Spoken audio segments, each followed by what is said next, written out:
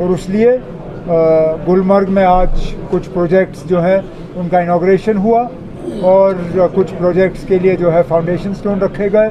ये सिलसिला चलता रहेगा गुलमर्ग में, पहलगाम, सोनमर्ग, तमाम जगहों पे, इस उम्मीद के साथ कि हालात ठीक रहेंगे और टूरिस्ट जो हैं वो दोबारा कश्मीर आना पसंद करेंगे। उमर साहब, चूँकि ये सारी एक्टिविटीज़ एडवेंचर रिलेटेड है, जो भी एडवेंचर रिलेटेड हमारे डेस्टिनेशन, वहाँ भी ऐसे टूरिस्ट डेस्टिनेशन हैं जो बंद भी हुई, पर अब वो तो अल्लाह ताला के हाथ में है, लेकिन गवर्नमेंट लेवल पर एडमिनिस्ट्रेशन कितनी केयर अप है इंफ्रास्ट्रक्चर से हिसाब से, फैसिलिटीज़ के हिसाब से, and open the doors destination. हम तो सिर्फ इंफ्रास्ट्रक्चर बना सकते हैं, बंद करने का फैसला ये हमारा नहीं है।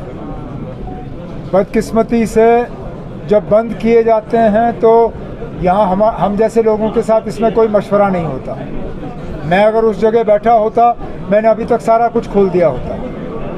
हमने इससे ज़्यादा बुरे हालात देखे हैं। 96 के बाद जब टूरिज़्म दोबारा शुरू हुआ, जम्मू कश्मीर के हालात और आज के हालात में ज़मीन आसमान का फ़र्क है, लेकिन हमने कभी उस वक्त किसी डेस्टिनेशन को बंद नहीं किया था।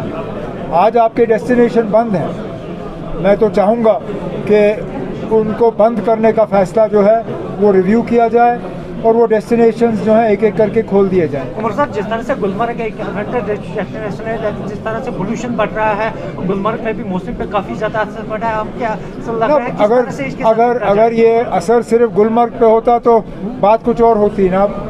मौसम सब जगह बदल रहा है और पूरे जम्मू कश्मीर में आज एक सूखा पड़ा हुआ है। लगभग 90% बारिश की कमी हुई है पिछले 1.5 महीने में, और अभी भी 20-22 दिसंबर से पहले कोई बारिश और बर्फ़ की गुंजाइश नज़र नहीं आ रही। हमें कुछ अपने तरीके बदलने होंगे, इसमें हुकूमत को भी एक अपना रोल अदा करना होगा, लेकिन आम जो जम्मू कश्मीर के बाशिंदे हैं हमें भी अपने तरीके बदलने होंगे। पानी का सही इस्तेमाल, पानी को बचाने के तरीके, rain water harvesting, check dam जो पहले बनते थे जो आज बनते नहीं हैं, पोल्यूशन को कंट्रोल करना, इन सब चीज़ों पे जहां हुकूमत की ज़िम्मेदारी बनती है हमें अपनी ज़िम्मेदारी निभानी होगी। उसके साथ साथ जो जम्मू कश्मीर के बाशिंदे हैं उन्हें भी अपनी ज़िम्मेदारी निभानी होगी।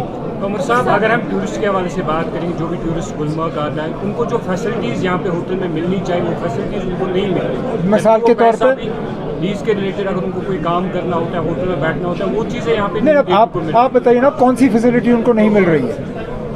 सर, अगर कोई भी टूरिस्ट यहाँ पे होटल में बैठता है, हाँ, अगर होटल पे काम करना हो तो उनका कहना है कि हमें 5 साल से लीज नहीं मिल रहा है, जिस वजह से हम अपने अच्छा, होटल वालों का वो दूसरी बात है ना, उस पर एक पॉलिसी बनाई जा रही है। सर, जैसे कि हम देख रहे हैं जो आपकी गवर्नमेंट है is doing its best to promote tourism, but are you getting an equal support from central government? Because हमने देखा आपने 2019 बहुत Look, the tourism ministry, government of India has been very helpful and they continue to be. There is a problem with the closure of destinations that needs to be reviewed.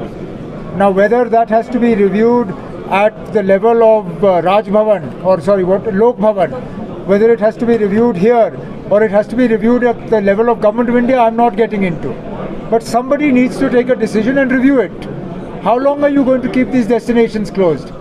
एक तरफ से तो आप दुनिया को कहते हो ना कि जम्मू कश्मीर को हमने नॉर्मलाइज किया है, दूसरी तरफ से आधा गुलमर्ग बंद है, आधा पहलगाम बंद है, दौद पथरी बंद है, कितने और सारे डेस्टिनेशंस आपके बंद हैं। जब तक आप इन डेस्टिनेशंस को खोलोगे नहीं, आप नॉर्मलसी का क्लेम कर ही कैसे सकते हो?